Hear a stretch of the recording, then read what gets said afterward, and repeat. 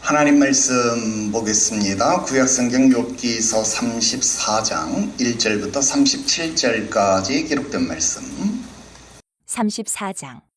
엘리후가 말하여 이르되 지혜 있는 자들아 내 말을 들으며 지식 있는 자들아 내게 귀를 기울이라. 입이 음식물의 맛을 분별함같이 귀가 말을 분별하나니 우리가 정의를 가려내고 무엇이 선한가 우리끼리 알아보자. 욥이 말하기를 내가 의로우나 하나님이 내 의를 부인하셨고 내가 정당함에도 거짓말쟁이라 하였고 나는 허물이 없으나 화살로 상처를 입었노라 하니 어떤 사람이 욥과 같으랴. 욥이 비방하기를 물 마시듯 하며 악한 일을 하는 자들과 한패가 되어 악인과 함께 다니면서 이르기를 사람이 하나님을 기뻐하나 무익하다 하는구나. 그러므로 너희 총명한 자들아 내 말을 들으라. 하나님은 악을 행하지 아니하시며 전능자는 결코 불의를 행하지 아니하시고 사람의 행위를 따라 갚으사 각각 그의 행위대로 받게 하시나니 진실로 하나님은 악을 행하지 아니하시며 전능자는 공의를 굽히지 아니하시느니라. 누가 땅을 그에게 맡겼느냐? 누가 온 세상을 그에게 맡겼느냐? 그가 만일 뜻을 정하시고 그의 영과 목숨을 거두실진대 모든 육체가 다 함께 죽으며 사람은 흙으로 돌아가리라. 만일 내가 총명이 있거든 이것을 들으며 내 말소리에 귀를 기울이라. 정의를 미워하시는 이시라면 어찌 그들을 다스리시겠느냐? 의롭고 전능하신 이가 그들을 정죄하겠느냐? 그는 왕에게라도 무용지물이라 하시며 지도자들에게라도 악하다 하시며 고관을 외모로 대하지 아니하시며 가난한 자들 앞에서 부자의 낯을 세워주지 아니하시나니 이는 그들이 다 그의 손으로 지으신 바가 됨이라. 그들은 한밤중에 순식간에 죽나니 백성은 떨며 사라지고 세력 있는 자도 사람의 손을 빌리지 않고 제거함을 당하느니라. 그는 사람의 길을 주목하시며 사람의 모든 걸음을 감찰하시나니 행악되는 숨을 만한 흑암이나 사망의 그늘이 없느니라. 하나님은 사람을 심판하시기에 오래 생각하실 것이 없으시니 세력 있는 자를 조사할 것 없이 꺾으시고 다른 사람을 세워 그를 대신하게 하시느니라. 그러므로 그는 그들의 행위를 아시고 그들을 밤사이에 뒤집어 엎어 흩으시는도다. 그들을 악한 자로 여겨 사람의 눈앞에서 치심은 그들이 그를 떠나고 그의 모든 길을 깨달아 알지 못함이라. 그들이 이와 같이 하여 가난한 자의 부르짖음이 그에게 상달하게 하며 빈궁한 사람의 부르짖음이 그에게 들리게 하느니라. 주께서 침묵하신다고 누가 그를 정죄하며 그가 얼굴을 가리신다면 누가 그를 배울 수 있으랴. 그는 민족에게나 인류에게나 동일하시니 이는 경건하지 못한 자가 권세를 잡아 백성을 올가매지 못하게 하려 하심이니라. 그대가 하나님께 아뢰기를 내가 죄를 지었사오니 다시는 범죄하지 아니하겠나이다. 내가 깨닫지 못하는 것을 내게 가르치소서. 내가 악을 행하였으나 다시는 아니하겠나이다 하였는가. 하나님께서 그대가 거절한다고 하여 그대의 뜻대로 속전을 치르시겠느냐. 그러면 그대가 스스로 택할 것이요 내가 할 것이 아니니 그대는 아는 대로 말하라. 슬기로운 자와 내 말을 듣는 지혜 있는 사람은 반드시 내게 말하기를 욥이 무식하게 말하니 그의 말이 지혜롭지 못하도다 하리라. 나는 욥이 끝까지 시험받기를 원하노니 이는 그 대답이 악인과 같으니라. 그가 그의 죄의 반역을 더하며 우리와 어울려 손뼉을 치며 하나님을 거역하는 말을 많이 하는구나. 할렐루야. 오늘은 욥기서 34장 1절부터 37절까지 기록된 말씀 통해서 그가 사람의 길을 감찰하시고 길을 주목하시고 감찰하신다, 이런 제목의 말씀 드리려고 합니다. 지금 우리는 깜짝 등장한 젊은 논객 엘리후의 아주 과감한 토론을 듣고 있습니다. 지금 엘리후가 네 덩어리의 주제로 이야기를 하고 있는데요. 지난주에는 그 첫 번째 주제, 첫 번째 이야기 덩어리를 살펴봤지요. 그 주제는 하나님은 사람보다 크심이다, 이런 주제의 이야기를 들어보았습니다. 특히 그의 주장에서 하나님은 우리에게 침묵하시는 것이 아니다, 우리가 그의 말씀하심에 대해서 귀를 닫고 있는 것이다, 귀를 막고 있는 것이다 라는 부분, 그 부분이 큰 울림 아닌 울림을 주었다라는 겁니다.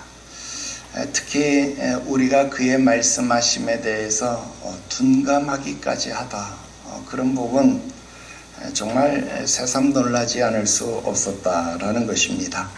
자, 오늘은 그의 두 번째 덩어리, 그의 두 번째 주제인데요. 하나님은 사람의 길을 주목하신다, 그리고 사람의 길을 감찰하신다, 이런 주제의 이야기입니다. 오늘은 우리에게 어떤 이야기를 할지 오늘도 엘리후의 과감한 토론을 한번 살펴보자 하는 것입니다. 오늘은 총 세 가지의 말씀을 여러분들에게 드리려고 합니다. 첫 번째는 엘리후는요, 우리 모두가 수긍할 수 있는 정의, 우리 모두가 수긍할 수 있는 선이 무엇인지 한번 우리 알아보자, 우리들에게 숙제를 내주고 있다 하는 겁니다. 여러분, 엘리후가 하는 이런 이야기들을 들어보면요, 마치 아주 잘 짜여진 논문을 읽는 것 같다, 논문을 보는 것 같다, 그런 느낌이 듭니다. 어쩌면 이렇게 말을 잘할 수 있을까, 정말 참 지혜롭구나, 엘리후는 참 대단한 사람이다, 감탄스러울 정도다 라는 겁니다. 한번 볼게요. 2절, 지혜 있는 자들아, 또 지식 있는 자들아, 이렇게 사람들을 부르고 있습니다. 여러분, 여기서 지혜 있는 자들 또는 지식 있는 자들, 이 사람들은요 지금 욥 그리고 욥의 친구들을 말하는 것일 수도 있고, 아니면 그냥 세상의 모든 사람들, 이 이야기를 듣고 있는 모든 불특정 다수의 사람들일 수도 있습니다.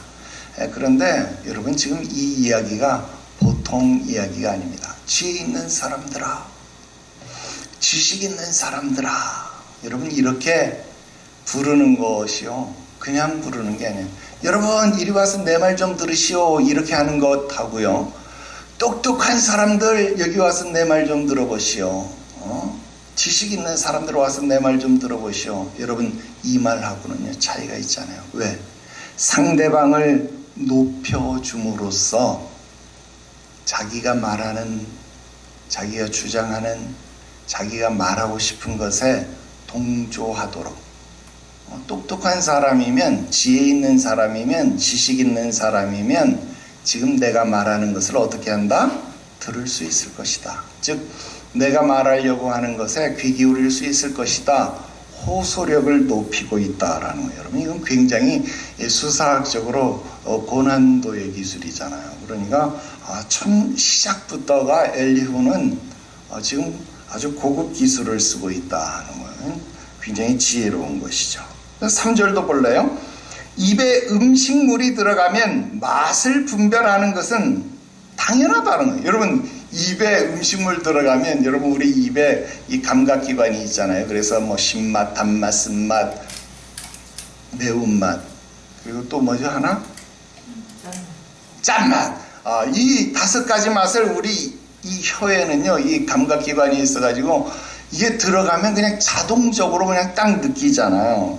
여러분 우리 코로나 백신 맞아가지고 이 부작용 중에 하나가 뭐였어요?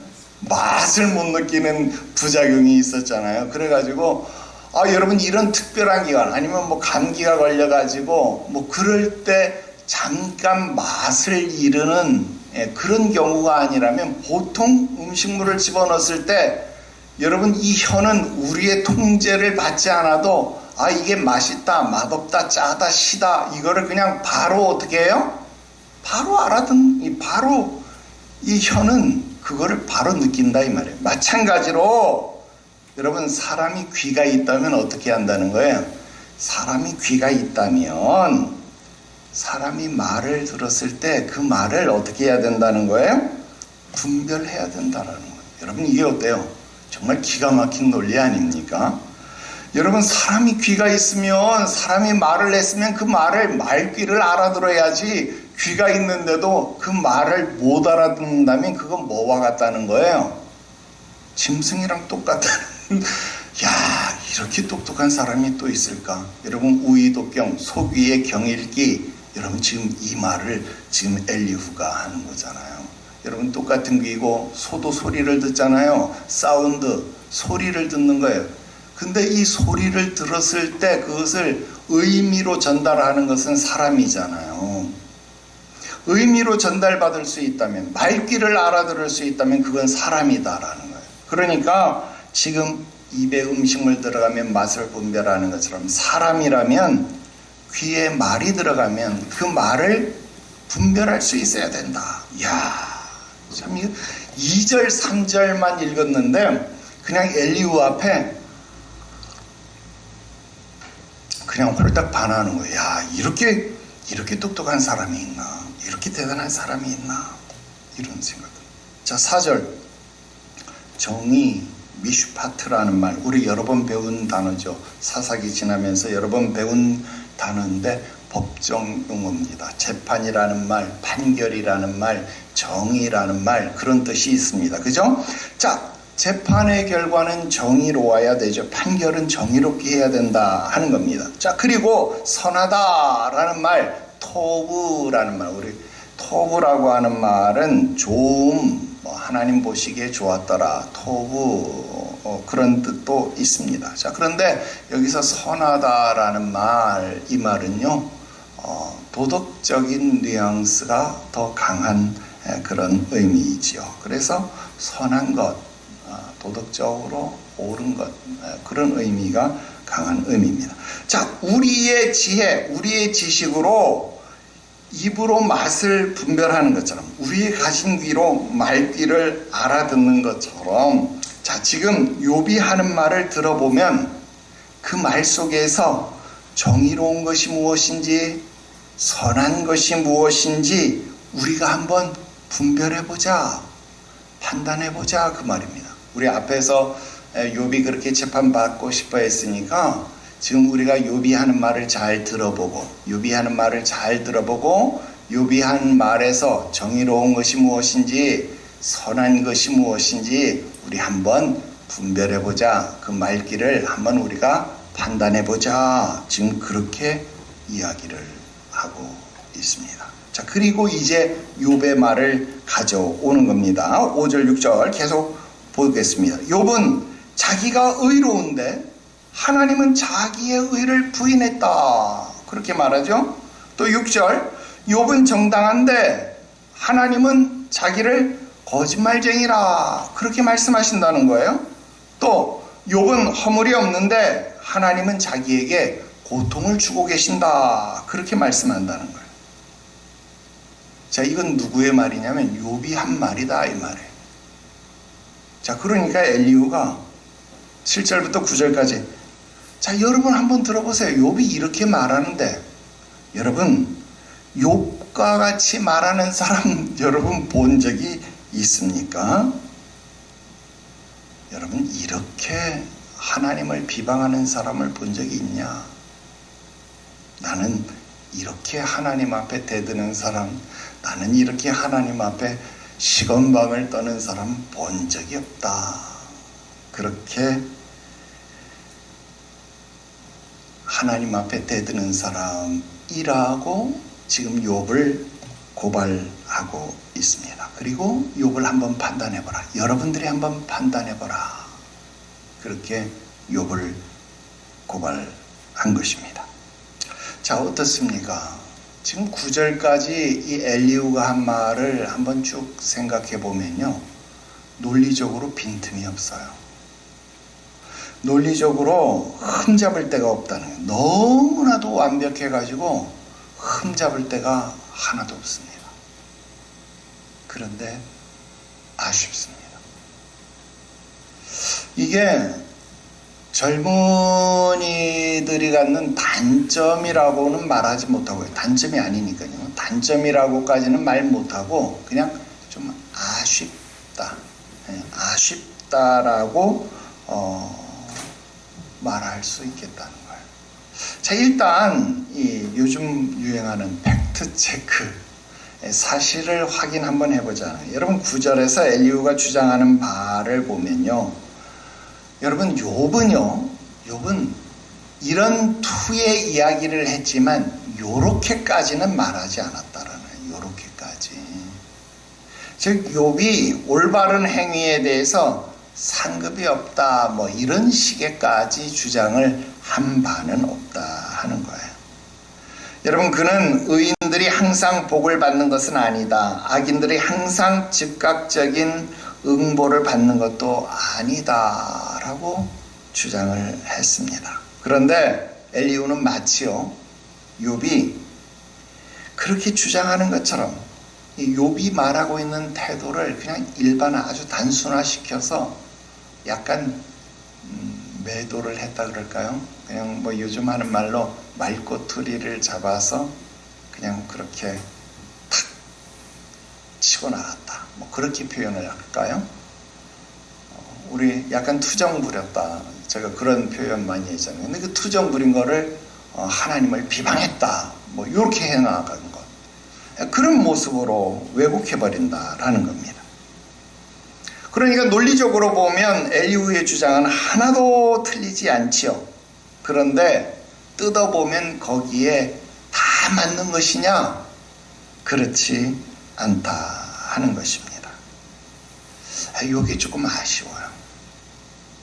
내가 어렸을 때, 내가 젊었을 때라고 한다면 나는 엘리후의 주장에 아주 100% 동감을 할 것입니다.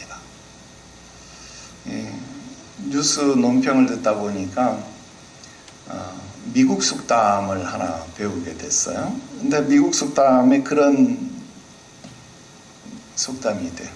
30살까지 사람이 혁명을 말하지 않는다면 그 사람은 남자가 아니래요. 30살까지 남자가 혁명을 말하지 않는다면 그건 남자, 사나이가 아니다. 그렇게 이야기한다. 그런데 60살이 될 때까지 그 사람이 60이 넘어서도 그 사람이 계속 혁명을 말한다면 그 사람은 어른이 아니다. 그렇게 말한대요. 60이 넘으면 혁명을 말하는 게 아니라 현실을 알아야 된다라는 겁니다. 이게 미국 속담이래요.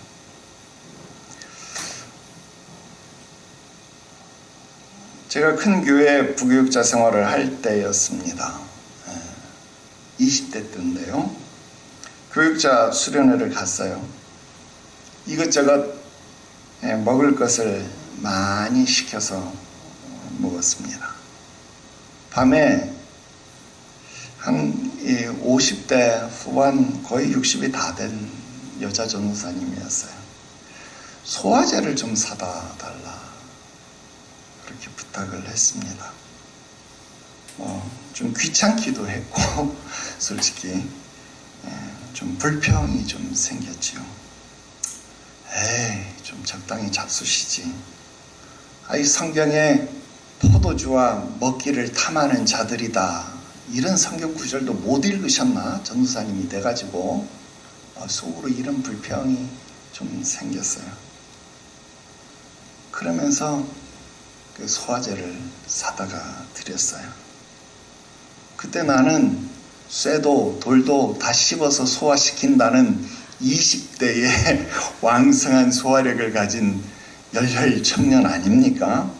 그러니까 당연히 60대의 노쇠한 소화력을 가지신 그 여자 전도사님의 소화력을 이해를 못하죠. 이해를 못하죠. 그런데 내가 50이 되고 50분 말도 못 40이 넘으니까 내가 역류성 식도염이 나타나더라 이 말이에요. 40이 되니까 역류성 식도염이 나타나더래요. 소화가 이제 예전 같지 않구나라는 것을 내가 느꼈어요. 그래서 내가 역류성 식도염이 올라올 때마다 그 일이 계속 생각이 나는 거예요. 내가 왜 그때 그런 말을 했나. 그 일이 두고두고 후회가 됐습니다. 그래서 내가 40 넘어서 우연찮게 그쪽 동네를 이렇게 지나가게 됐어요. 그런데 그 전사님이 생각이 나가지고 찾았어요. 그 전사님을 찾아가지고 전사님 사실 2차 제차에서 그때 내가 속으로 전사님을 욕을 좀 했거든요. 그래가지고 내가 그게 평생 마음에 찔려가지고 내가 그러니까 그때 찾았을 때는 그 여자 전사님 80이 다 됐어요. 80이 거의 다 된 아주 막 조골조골한 이제 여자 전사님 은퇴 다 했. 그래서 용돈 드리고 손잡아 드리고 회개기도 하고 안아드리고 그리고 돌아왔죠. 아마 엘리후도 나중에 나이가 들어서는 아마 이렇게 했던 걸 후회했을 거다. 나는 그런 생각을 좀 합니다. 아무튼 지금 현재로서는 엘리후는요 빈틈이 없습니다. 지금 당장은요 엘리후는 아무런 문제가 없어요. 그런데 아쉽습니다. 이게 지금 현재 엘리후의 모습입니다. 자, 그 다음 두 번째요. 엘리후는 지금 하나님의 통치하심에 대해서 설명을 하고 있습니다. 여러분 10절부터요 30절까지 자그마치 20절에 걸쳐서 엘리후는요 하나님의 속성, 그리고 하나님의 통치하심에 대해서 설명하면서 욥의 주장, 그동안 욥이 주장했던 내용들을 하나하나 탄핵해 나가기 시작합니다. 여러분, 이런 엘리후의 접근 방식은요, 수사학적으로 매우 현명한 접근 방식이 아닐 수 없습니다. 자, 앞에서 자기의 주장을 듣는 사람들을 지혜 있는 자, 지식이 있는 자, 그들을 높여줬잖아요. 그리고 다음은 자기가 고발하는 이 욥을요, 일반 대중과 차별화했습니다. 이런 사람 없다, 이런 사람 본 적 있느냐 그랬잖아요. 그리고 이제 욥에게 공격을 받는 하나님에 대해서 그가 얼마나 위대한 분인지를 또 말하고 있는 겁니다. 자, 그렇다면 그런 위대한 하나님을 공격하는 욥이야말로 일반 대중과 동떨어진 죄인이다, 그렇게 판단을 내려야 그것이 지식 있는 사람, 그것이 지혜가 있는 사람이 된다라는 겁니다. 여러분, 정말로 아주 지식 있는 사람, 정말 대단한 논리 구조를 가진 사람 아닙니까? 이런 사람 논문 쓰면요, 그냥 100% 통과해요. 아주 철저한 논리 구조 속에 딱 있는 사람이 아닐 수 없습니다. 자, 10절 보세요. 너희 총명한 자들아, 다시 높여주고 있잖아요. 그 다음 10절부터 12절까지 하나님은 뭐뭐하지 아니하시고, 하나님은 뭐뭐하지 아니하시고, 이 패턴을요 12절까지 반복하는 거예요.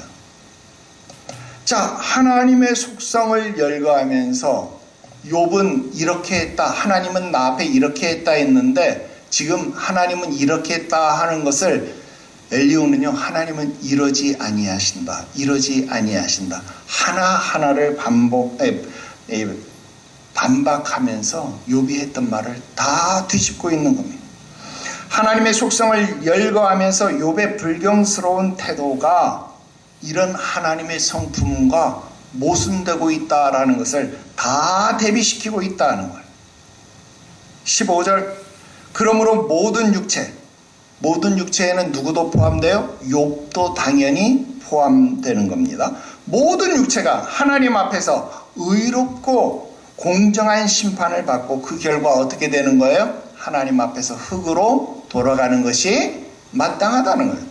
마땅히 심판받고 마땅히 죽는 것이 당연한데, 지금 욥은 혼자서 어떻게 해야 한다는 거예요? 자기는 의로운데 왜 이런 심판을 받고 왜 자기는 그렇게 해서 죽어가야 되는지 자기는 이유를 모르겠다, 이렇게 항변하고 있으니 얼마나 이게 웃기는 일이냐 그 말이에요. 더군다나 18절부터 보세요. 18절부터 나오는 사람들은 누굽니까? 여기에는 왕도 있고 고관대작도 있고 세력 있는 자도 있고, 이런 사람들에게도 예외가 아니다. 무슨 일? 하나님이 심판해서 흙으로 돌아가는 일. 그 일에는 왕도 고관대작도 세력 있는 자도 하나도 예외가 없었다 이 말이에요. 여러분, 왕이라고 죽어요 안 죽어요? 죽어요. 여러분, 그렇게 불로쳐 먹고 안 죽고 싶었던 진시황도 어떻게 됐어요? 죽고, 모든 왕들이 다 죽는다 이 말이에요. 고관대작 다 죽는다 이 말이에요. 세력 있는 자 다 죽는다 이 말이에요. 그런데 욥 지가 뭐라고 안 죽겠다 이 말이냐? 이게 말이 돼야 안 돼요? 안 된다. 욥 그러냐, 당연히 죽어야지. 이거 안 된다 그 말입니다. 그리고 21절, 그 이유, 다 죽어야만 하는 이유, 다 심판받아야만 하는 이유, 오늘 제목 아닙니까? 하나님은 사람의 길을 주목하시고 하나님은 사람의 길을 감찰하시기 때문이다. 이걸 문자 그대로 다시 직역을 하면요, 하나님은 자기의 눈을 사람의 길 위에 두셨다, 이런 뜻이 됩니다. 여러분, 7장에서 욥은 하나님이 자기를 너무 엄격하게 살펴보신다 그랬어요. 하나님이 자기의 안고 일어섬을 아시고 내가 어디에서 꼼짝달싹 못하게 하나님이 나를 감시하신다, 막 이렇게 이야기했잖아요. 그래요. 하나님은 그렇게 우리를 살피신다라는 거예요. 그래서 하나님은 우리를 그렇게 살피시기 때문에, 하나님은 그렇게 우리를 공의롭게 살펴보시기 때문에 왕이든 고관대작이든 세력 있는 자이든 할 것 없이 누구에게나 공의로우신 하나님의 통치하심이다. 여러분, 이것이 엘리후가 주장하는 것이다 라는 겁니다. 여러분, 이 말이 무슨 뜻인지 압니까? 그동안 욥은 뭐라고 말했어요? 나는 억울하다. 왜? 하나님이 나만 너무 맨날 감시하니까 나의 죄만 이렇게 드러나는 것 아니냐? 그러니까 나는 한번 재판을 받고 싶다. 여러분, 이게 그동안 욥이 말하는 하나님 재판에 나오십시오. 나랑 한번 재판합시다. 이게 욥이 요구하는 거잖아요. 그런데 엘리후가 이렇게 말하는, 욥, 너 하나님하고 재판 붙고 싶다고? 야, 너 하나님 재판 나오라고 하는 거 다 쓸데없는 짓이야. 왜? 이건 재판 사유가 안 돼. 여러분, 야, 우리나라 사람들이 얼마나 이 법률 용어를 많이 아는지 압니까?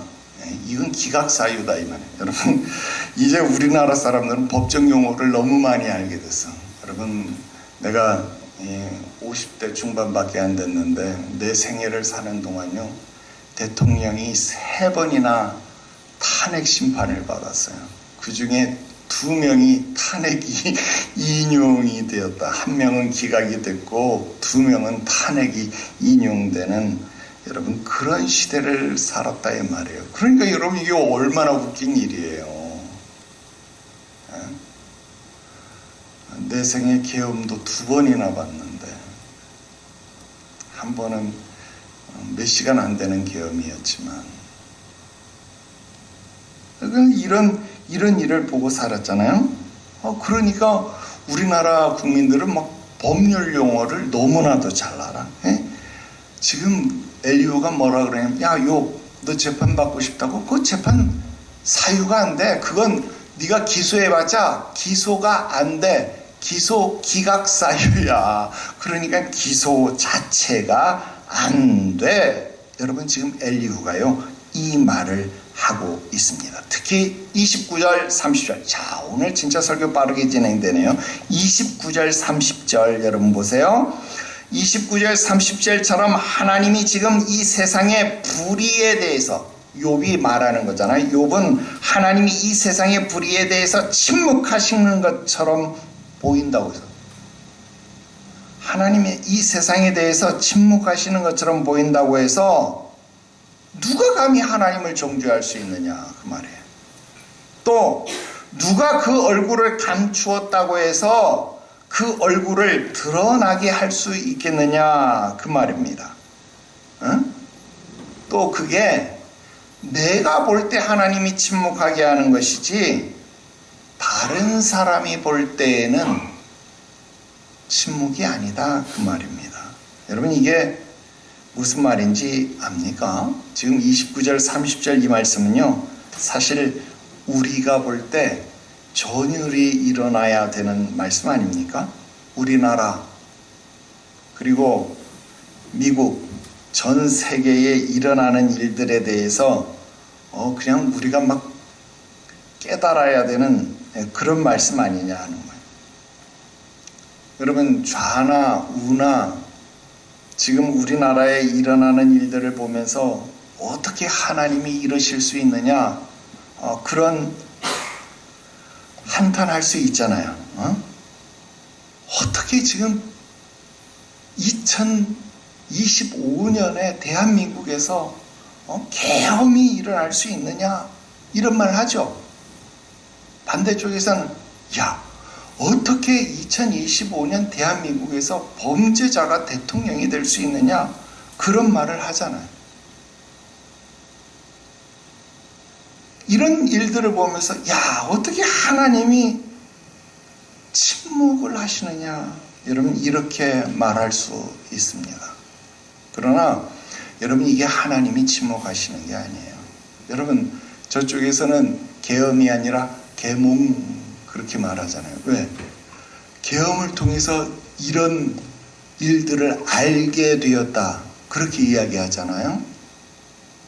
반대쪽에서는 또 뭐라고 이야기해요? 이런 일들을 통해 저쪽이 대통령이 되었기 때문에 오히려 그쪽의 죄악상들을 지금 다 드러나게 한다, 다 보게 한다, 이렇게 이야기한다.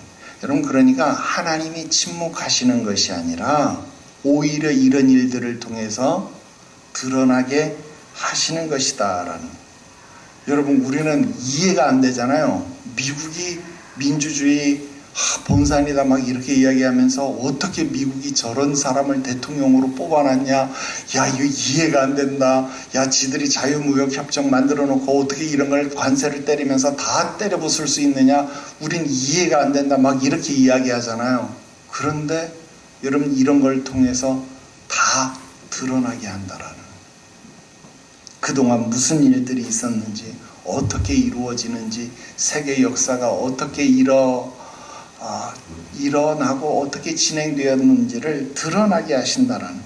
여러분, 좌든 우든 또 이념의 대립이 공산주의와 자유경제체제가 어떻게 흘러갔고 그 흑암의 역사들이 어떻게 진행되었는지 그 민낯들이 하나씩 하나씩 우리들에게 드러나고 있다는. 여러분, 부동산 폭등, 그 대책, 여러분 이런 것들을 보면서 정직하게 돈을 번다는 게 뭔지, 노동의 가치가 무엇인지 여러분 우리가 재차 고민하게 되는 것 아닙니까?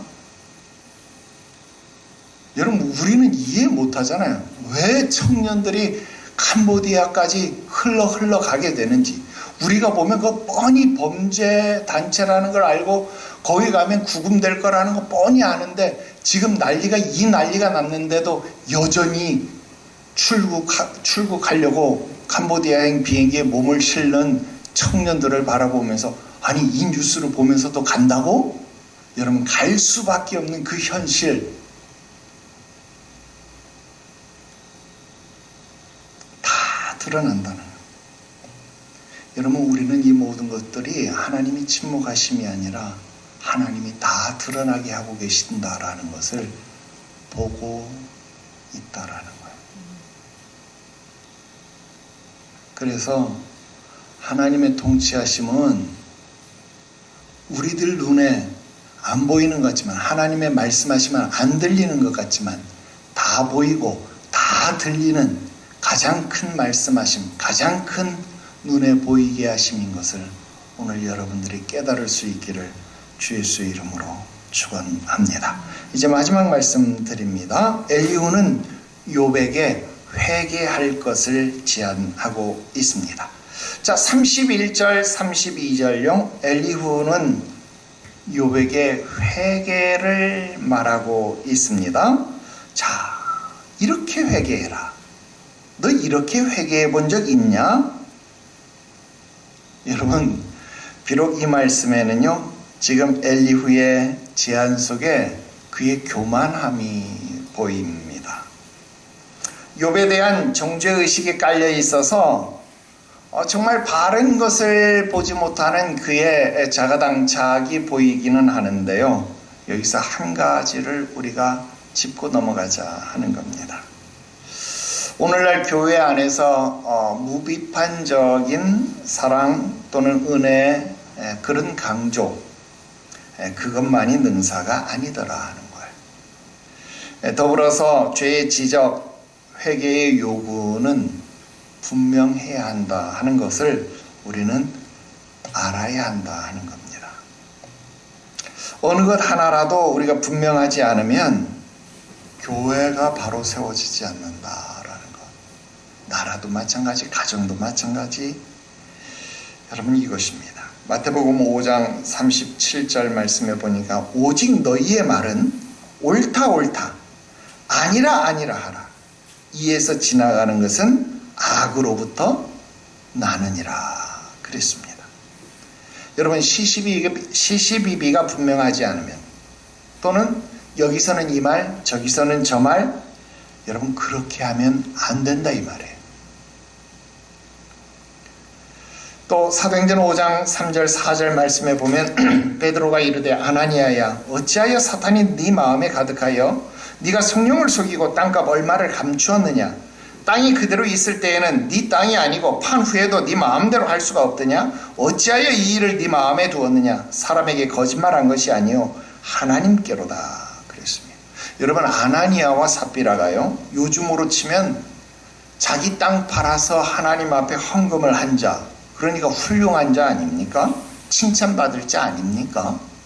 그런데 베드로가요 지금 그들의 죄를 지적하는 거예요. 왜? 일부를 감추었잖아요. 다 드리겠다 해놓고 일부를 감추었잖아요. 그러니까 이게 뭐예요? 하나님을 속인 것이다 라는 거예요. 그러니까 그 죄를 지적한 거잖아요. 죄를 지적하는 것이 교회의 기능이잖아요. 몇 번 여러분들에게도 이 말씀했잖아요. 여러분 우리는 꽤 괜찮은 그리스도인이 되는 것이 목표가 아니에요.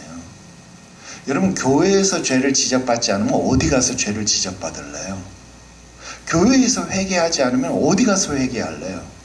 여러분 여기는 꽤 괜찮은 그리스도인들이 모이는 집합소가 아니라 죄를 회개하는 자가 모여야 되는 곳이잖아요. 그래서 여긴 잘난 사람들이 모이는 곳이 아니라 허물이 있는 자들이 모여서 하나님의 은혜로 회개하고 새롭게 되어지는 곳이어야 되잖아요. 병원은 건강한 자가 모이는 곳이 아니라 아픈 사람들이 모이는 곳이잖아요. 교회는 죄 있고 회개해야 할 자들이 모이는 곳이잖아요. 그러니까 너나 나나 잘났다고 하는 자들이 모이는 곳이 아니라 우리는 부족한 자, 연약한 자들이 모이는 곳이잖아요. 그러니까 품어주고 용서해주고 보듬어 주어야 되는 곳이잖아요. 그러니까 자랑할 것이 없는 곳이잖아요. 그리고 2장 38절에 보면 베드로가 이르되 너희가 회개하여 각각 예수 그리스도의 이름으로 세례를 받고 죄사함을 받으라. 그리하면 성령을 선물로 받으리니. 여러분 회개를 촉구하잖아요. 여러분 이것이 교회의 사명이고 참된 모습입니다. 그런데 요즘 교회가 목사가 죄를 지적하면 교회를 떠나버립니다. 참으로 안타까운 일 아닙니까? 천국 갈 기회를, 성령을 선물로 받을 기회를 스스로 차버리는 것 아닙니까? 사람들 앞에서 나를 창피를 줬다고요? 아니잖아요. 모두가 기쁨으로 사랑으로 하나 될 수 있는 기회를 스스로 놓치는 일이다 이 말이에요. 33절요. 엘리후는요 원리 원칙주의자 같아요. 나도 젊었을 땐 이런 모습이 너무나도 많았다 이 말입니다. 나는 너에게 회개를 촉구하고 나의 할 본분을 다했다 이 말이에요. 너가 하든 안 하든 그것은 너의 몫이다. 만약 너가 거절하고 무엇을 거절하는 거예요? 회개를 거절한다고 하면 뭐 그건 네가 알아서 할 거다. 그러나 하나님이 네가 회개를 거절한다고 해서 아이고 내가 잘못했다 요봐. 네가 의롭구나. 아이고 내가 미안하다.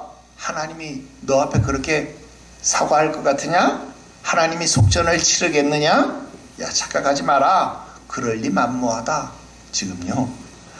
야 엘리후가 하나님 목소리까지 자기가 내고 있다 이 말입니다. 자 34절 만약 이런 광경을 지켜본다면 슬기로운 자, 지혜 있는 자는 나에게 말할 것이다. 자 이제는 하나님 목소리만 대신하는 것이 아니라 누구 목소리까지 대신하고 있어요? 청중의 목소리까지 엘리후가 다 대신하고 있습니다. 정말 대단하죠? 35절 뭐라고 말합니까? 욥이 무식하다. 왜? 엘리후의 제안을 거절했으니까 무식하다는 거예요. 무식하다는 말 욥 아니라 그랬죠? 아는 게 없다 그런 말입니다. 정말 욥이 그렇게 나오겠다면 나는 그렇게 하겠다는 거예요. 뭐라고? 나는 그대가 끝까지 시험 받기를 원한다 그 말이에요. 문자 그대로 직역을 하면 오 욥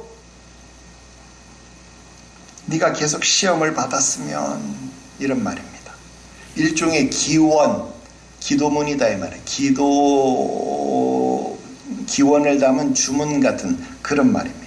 그리고 37절은 뭐냐면 기원을 담은 이 주문을 하면서 엘리후 자기가 하는 행동 지금 손뼉을 치면서 오 욥 네가 계속 끝까지 시험을 받았으면 이렇게 박수를 치면서 지금 기원을 하고 있다는 우리 한국식으로 따지면 뭐 두 손을 빌면서 이렇게 하겠죠. 비나이다 욥이 끝까지 시험을 받았으면 이렇게 하는 거겠죠. 지금 엘리후가 지금 이런 행동을 하는 거예요. 참 진짜 엘리후 대단한 사람 아닙니까? 지금 욥 네가 끝까지 시험을 받았으면 막 이러면서 지금 스스로 3인칭 전지적 작가 시점의 묘사적 표현이 37절입니다. 이러면서 지금 두 번째 덩어리 이야기가 맞춰지는 겁니다. 이제 결론 지어서 말씀드립니다. 오늘은 엘리후의 두 번째 이야기를 살펴봤습니다. 사회학적 표현, 사회학적 용어 중에 스노우볼 효과라는 말이 있어요. 근데 이게 경제학에서 요즘은 더 많이 쓰이죠. 겨울철 여러분 눈을 뭉쳐 보셨죠? 처음엔 손으로 이렇게 뭉칩니다. 그 다음에 이걸 막 계속 뭉쳐요. 계속 뭉치면 한 이만큼 됩니다. 근데 이 눈을 이렇게 뭉치다 보면은요, 요만했던 게 이제 요만큼 정도 되면 그 다음은 이렇게 뭉치는 게 의미가 없어요. 이걸 굴려야 되는 거예요. 이걸 굴리다 보면 눈이 눈을 먹는 거예요. 붙이는 것보다 굴리면요, 눈이 눈을 먹어서 나중에 내가 붙이는 것하고는 비교가 안 될 만큼 커지기 시작합니다. 아주 기하급수적으로 눈덩이가 불어나요. 그게 스노우볼 효과다, 그렇게 이야기를 하는 겁니다. 그래서 나중에는 눈사람이 아주 거대하게 만들어지는 거죠. 엘리후는 처음에 겸손한 마음으로 이 논쟁에 뛰어들었습니다. 왜? 자기는 나이도 어렸고 또 참기도 끝까지 잘 참았어요. 왜? 새 사이클이 돌아갈 때까지 자기는 나이도 어렸고 끝까지 잘 참았잖아요. 그런데 하나님의 정의를 옹호하기 위해서 참지 못하고 마지막에 입을 열었습니다. 자꾸 말하다 보니까 말이 세지기 시작했습니다. 목소리도 커지고 있습니다. 논조에 힘이 들어가고 있습니다. 그러다 보니까 자신이 의롭다고 주장했던 욥처럼 자기의 의로움도 커져가고 있습니다. 욥을 회개시키고 싶은 마음 10분 이해가 되지만 그 저돌적인 다그침이라고 하는 것 사뭇 당황스럽습니다. 여러분, 때리는 시험이보다 말리는 시누이가 더 밉다, 그런 옛말이 있지요. 친구들이 욥을 정죄할 때 야, 진짜 너무하네, 그런 생각 들었어요. 그런데 지금 엘리후가 갑자기 나타나가지고요, 처음에 예의 바르게 했을 때 신선하다, 이런 생각했어요. 그죠? 처음에 시누이가 와가지고 말리니까 좀 고맙네 이랬는데, 나중에 말리는데 이게 말리는 게 아니라 막 더 붙이는 거예요, 싸움을. 그러니까 시누이가 오히려 어떻게 됐어요? 더 미워지는 거예요. 여러분, 지금 엘리후가 처음엔 신선하네, 젊은 농객이 좀 다르네, 배운 사람 다르네, 엘리후 좀 다르네, 이런 느낌이었는데, 여러분 지금 욥의 친구들을 나무라면서 욥을 나무라면서 욥을 위해 주는 척하면서 고난도 하나님의 계시의 방법일 것이다 라고 이야기하면서 위해 주는 척하면서 다가오니까 신선하게 보았는데, 여러분 지금 그의 논조나 이런 이야기들을 보니까 흠잡을 데도 없고 진짜 다 좋은데 어딘가 모르게 조금씩 미워지기 시작합니다. 그죠? 좀 너무하네, 이 생각이 조금씩 들기 시작합니다. 첫 번째 이야기에서 하나님은 사람보다 크신데 누가 하나님 앞에 의롭다고 하느냐? 여러분, 틀리지 않습니다. 오늘 두 번째 이야기, 하나님은 사람의 길을 주목하시고 그 길을 감찰하시는 주권자이신데 누가 하나님이 행하시는 일에 시비를 걸 수 있느냐? 여러분, 이 말 역시 조금도 틀리지 않습니다. 그래서 욥도 그 친구들도 아무런 대답을 하지 않습니다. 잘 들으십시오. 욥도 욥의 친구들도 아무런 대답을 하지 않습니다. 아무런 답을 못합니다가 아니고 아무런 답을 하지 않습니다. 여러분 나이가 들다 보니 이게 또 꼰대 연설입니다만 여러분 너무 입 바른 소리를 할 때가 되면요 할 말이 없어서가 아니라 그냥 입을 닫을 때가 있습니다. 말을 하면 싸움이 더 커지니까 그만하는 겁니다.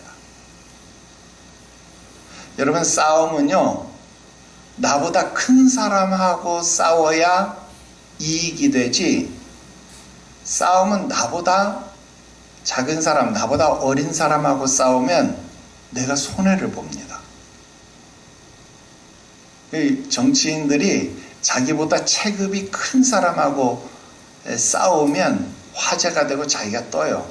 옛날 이준석 대표가 안철수 씨하고 그때 막 싸워서 떠가지고 순식간에 거물급이 되잖아요.